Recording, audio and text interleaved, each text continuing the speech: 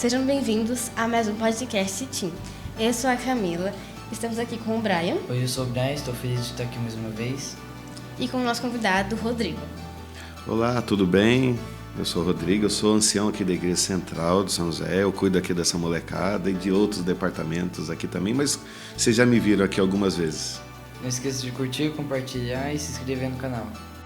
Bem-vindo ao podcast Team, da Igreja Adventista Central de São José dos Campos. Estudamos a cada semana lições para seu crescimento espiritual. Reserve um tempinho do seu dia, estude com a gente e fortaleça sua caminhada com Jesus. Vamos orar, fechar os olhos. Pai querido, pedimos agora a Tua capacitação para que a gente consiga entender esse estudo, pegar os pontos, colocar em prática em nossas vidas, que o Teu Santo Espírito esteja sobre nós. Oramos em nome de Jesus. Amém. Estamos aqui na lição 9. Sozinho, mas não sem defesa. Agora o prêmio me espera, a coroa de justiça que o Senhor, o justo juiz, me dará no dia de sua volta. E o prêmio não será só para mim, mas para todos que com grande expectativa aguardam a sua vinda. 2 Timóteo 4:8. Paulo estava preso em Roma e foi abandonado lá. Nenhum cristão quis defendê-lo por medo de algum tipo de repressão. Então ele ficou preso sem ninguém por ele, mas ele não perdeu sua fé. Ele permaneceu firme no Evangelho, apesar dessa situação terrível, de estar preso num lugar sozinho, sem apoio, sem nada. Então ele manteve firme a sua fé. E isso serve muito como exemplo para a nossa vida. Paulo ele foi preso na prisão, provavelmente na prisão Marmentina, e ele foi preso sozinho, né, por conta da sua fé. Ele foi ficar diante de Nero. Nero era um camarada maluco e extremamente poderoso. Ele que tocou fogo em Roma e jogou culpa nos cristãos. Ele tinha cerca de 30 anos, mais ou menos. Então, ele, com Paulo preso, Paulo ficou sem defesa, nenhum cristão teve coragem de se prontificar a defender Paulo. Então, Paulo estava preso, sem defesa, sem amigos, sozinho, sem ninguém lá. Mas o que era principal para Paulo era o Evangelho, não a própria vida. Então, Paulo tinha como prioridade manter firme o Evangelho e a pregação do Evangelho, que mesmo ele lá dentro, ele tinha que arrumar um jeito de pregar o Evangelho, de viver o Evangelho. Então ele queria que as coisas que acontecessem com ele alcançassem o Evangelho. Isso é uma coisa para a gente pensar na nossa vida hoje. As nossas atitudes, elas alcançam algumas outras pessoas, mesmo quando a gente passa alguma dificuldade, algum problema? Será que a gente está deixando algum legado, igual Paulo deixou? Mesmo diante das dificuldades da vida, vocês permanecem firmes na luta? Mesmo quando está tudo muito complicado? E mesmo quando tudo complicado, a gente permanece firme, a gente ainda tem a coragem de pregar o Evangelho, a ponto de suportar aflições, suportar lutas, por causa do Evangelho, além das lutas da nossa vida, enfrentar lutas por causa do Evangelho e cumprir esse ministério até o final. Quando as pessoas olharem para a gente, ou lembrarem da gente lá no futuro, quando vocês tiverem 45 anos, 42 filhos, 3 netos, 8 bisnetos, será que eles vão olhar para vocês e vão lembrar, olha, o meu bisavô era terrível, ele era bom, ele era firme no Evangelho, ele dava um exemplo, ele fazia barulho, todo mundo sabia a fé que ele tinha. Será que a gente consegue deixar esse legado para as pessoas? Que eles lembrem que eu era uma pessoa legal, boa, que confiava em Deus, seguia os passos dele, pregava o Evangelho. Sim. Você tem alguma pessoa que deixou algum legado para você? Tem. Você olha para ela e eu quero ser igual a essa pessoa. Quem? Meu avô. Seu avô? O que ele fez que deixou para você? Quando você lembra dele, que você fala, ele era da hora, que você lembra? É claro, envolvendo a fé, né? Sim, sim. A parte de que ele era muito presente na igreja, né? Que ele era participava, que ele estava em tudo. Estava em tudo. Ficava 6 meses lá no Campuri, montando as coisas. E você tem alguém? Minha avó. Sua avó? O que ela faz marcou. Então, agora, o que vocês fariam para deixar esse mesmo exemplo para a próxima geração, para os seus trisnetos? É seguir os passos dele. Seguir os passos dele. Então, e a ser anciã de igreja também. Aí, nessa parte aí eu não sei. Nessa parte eu não sei, não. E a ser líder desbravador? Talvez. Sim. E você? E a ser professor de escola sabatina? Ancião de igreja? Diretor do Ministério Pessoal? Diretor do adolescente? É ser professor do Coral Kids. Ah, tu canta? Canta. Ah, então já tem um legado para deixar. Olha, rapaz, aquele lá era cantor. Então, porque quando as pessoas olhavam, as pessoas que vieram depois de Paulo, que nem a gente, olhava para ele, ele teve a capacidade espiritual de poder falar assim, a gente, eu creio que a gente vai chegar nesse ponto, eu corri a carreira, guardei a fé, e a minha herança está guardada. Será que eu, na minha vida, vou desenrolar a minha vida, as pessoas vão ver em mim alguém ponta firme, e eu vou chegar no final da vida e falar, terminei a corrida. Olhar para trás e falar, terminei a corrida. Até agora, estamos correndo a corrida, você consegue olhar para trás e falar, eu estou correndo, e estou indo bem na corrida. Será que a gente consegue olhar para a nossa vida? Não estou falando que a gente não erra, a gente erra. Sim. Todo mundo é cabeção, não erra. Mas será que eu olho e falo, eu estou correndo direito? Né? Por que eu falo isso? Porque vai chegar um momento em que a gente vai estar na mesma situação que Paulo ficou. Principalmente a geração de vocês, que é mais nova que a minha, eu acho que eu bato com as 10 antes de Jesus voltar. Mas eu espero que vocês estejam vivos na volta de Jesus. Pode ser que aconteça uma situação semelhante, onde não tem nenhum advogado, ninguém por defesa e a gente sozinho. Como é que eu vou enfrentar o Nero da época? Né? Ou, sei lá, se estiver preso diante de um juiz, alguma coisa.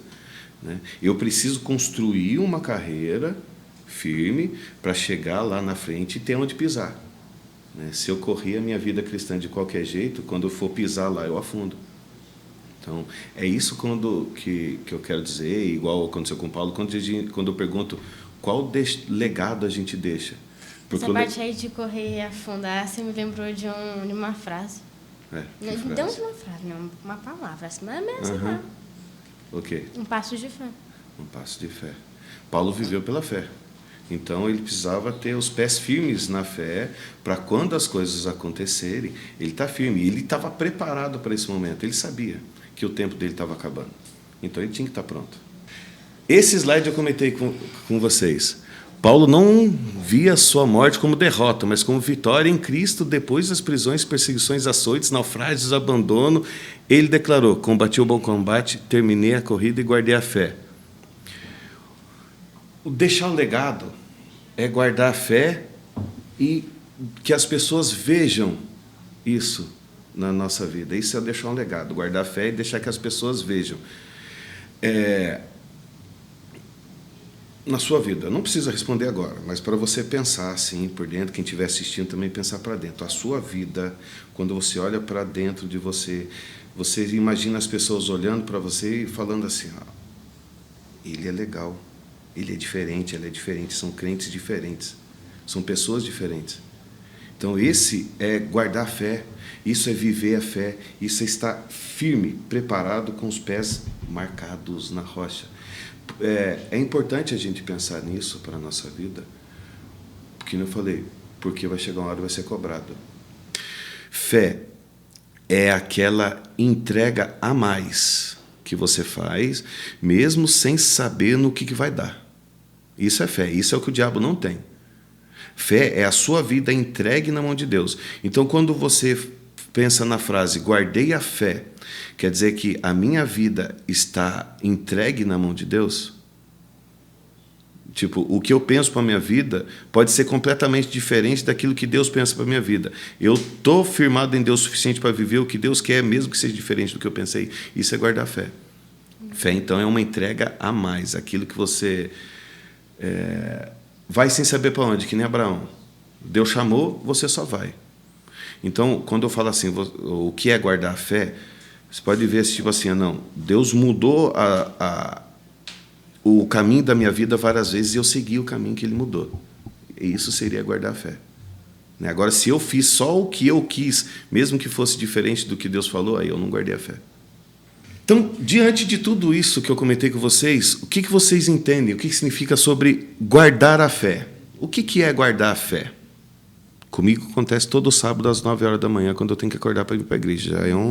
Já é guardar a fé, mas é um pouquinho. E chegou um momento que eu tive que guardar minha fé. Foi um momento que eu tive que guardar minha fé quando eu fiquei 3 anos desempregado. Os meus filhos, eles tinham a idade de vocês. Eu arrumei um emprego e eu estava indo para casa. A Linda ligou e falou assim: não tem comida. Você tem dinheiro? Eu falei: não. Eu falei para ela assim: ora, que quando a gente chegar em casa, Deus vai fazer alguma coisa, a gente vê o que faz. Eu cheguei em casa. A primeira coisa que a gente fez foi ajoelhar nós 4 em casa, a gente orou. Eu acabei a oração, bateram no meu portão. Era uma amiga minha que nunca foi em casa, só foi em casa naquele dia e levou uma cesta básica que tinha o tamanho dessa mesa, assim, mais ou menos, que deu para 2 meses. Eu poderia ter feito várias outras coisas. Eu poderia ter descido do ônibus e ido num banco, tentar um empréstimo. Eu poderia ter passado na casa de algum familiar meu, que eu sei que tem condição financeira, falou: me ajuda, pelo amor de Deus. Mas antes de tomar qualquer decisão, eu preferi chegar com a minha família e orar. Eu entendo que isso seria guardar a fé. Desde o pequenininho, quando eu tenho que acordar, eu não quero ir para a igreja, porque eu estou com preguiça, trabalhei que nem camelo, eu quero dormir. Ou quando eu tenho que tomar uma decisão séria, tipo, minha família não tem o que comer, e ainda assim eu ponho Deus antes de qualquer coisa. E guardei a fé. Então, num mundo cheio de distrações, como que a gente pode guardar a fé, viver a nossa fé? Vamos trocar a palavra, então, de guardar a fé para viver a fé. O mundo tem de tudo para tirar a nossa atenção. Como que a gente mantém, então, a nossa atenção? Viu que é vindo na igreja, vindo gravar, lendo a Bíblia, mantendo nossa vida de oração. Porque quando a gente guarda a nossa fé, a gente vive a nossa fé no meio de distrações, a gente consegue ter a força suficiente para viver o Evangelho e pregar o Evangelho para ele não ficar preso. Né? O Evangelho não vai ficar preso. Porque quando a gente guarda a nossa fé, a vida cristã se torna automática. Não é automática, mas se torna natural. Aí, às vezes, a gente chega a essa pergunta: mas o que é guardar a fé? A gente para e pensa: não sei. Porque, às vezes, está se tornando comum para a gente, natural. E isso é bom. A fé se tornar natural, mesmo diante dos desafios da vida. Você vai ser exposto, sabe? Não, tirar o sarro seu no colégio. A vontade de você grudar aquele caboclo com o cabelo encher de pancada, mas não pode. Então, você nem passou pela sua cabeça encher de tapa.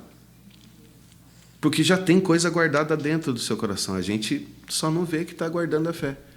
Né? Quando você acorda de manhã e fala: não quero ir para a igreja, mas você já sabe que você tem que ir, aí você só levanta e vai. É natural, isso é guardar a fé. E isso faz com que o Evangelho não fique preso.